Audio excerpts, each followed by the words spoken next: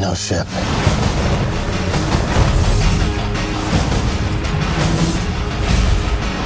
No crew.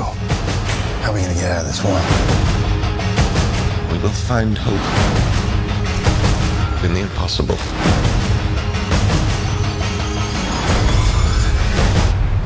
Well, at least I won't die alone.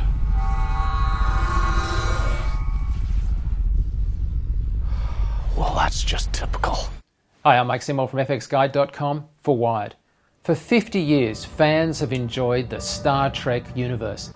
And a near constant in all that time has been the crew's home in space on the Starship USS Enterprise, NCC 1701. Of course, the Enterprise has not always actually been that well treated, and we count about 9 that have appeared on screen. The visual effects in the new film are headed by Double Negative in London, who did a lot of the exterior work that you see. They were helped out by Atomic Fiction, who did about 350 shots, and many of those were building out the inside of the Enterprise.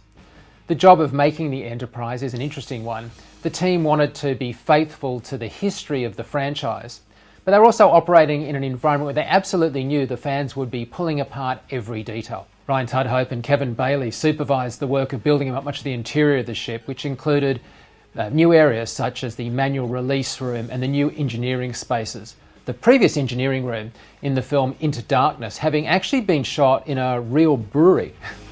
As the ship would be ripped apart and we'd see inside it in graphical new ways, the team had to work out all the internal logic and layout, the construction, where everything went. There are thousands of things, including thousands of screens in front of almost every crew member. An enormous amount of work goes into making a believable working Enterprise. For example, every one of those screens needs to be filled with something that kind of makes sense, though of course is completely made up. It needs to have a logic that is understandable while not being distracting. The audience needs to see these screens and believe that they're of that world, even though they have no idea what they do. Display graphics gets almost no credit in feature films, but it's actually a really important area, and there's an entire design team responsible for doing them. The lead designer on Beyond was Gladys Tong of G Creative Productions in Vancouver. She heads up an on-set playback and design team that produces all of those graphics, from the practical archive screens to the nebula holograms that the team walk around. These are all designed by G Creative and then handed over to companies like Atomic Fiction as still flat art, and they then animate them and bring them to life. The secret in making environments in the Enterprise, or just graphics on a prop, is to respect the culture. In a sense, these are all historical items reflecting both the fictional and filmic Federation ancestry of the last 50 years.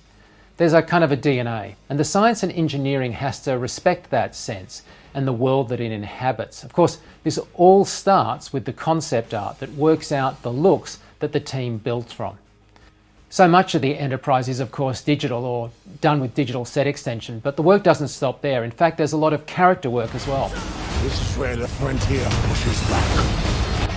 When the aliens attack and board the Enterprise, almost all the aliens apart from Krall himself are in fact CG characters. There were stuntmen filmed on set to give eye lines, but then Atomic Fiction digitally replaced all those actors with fully CG aliens.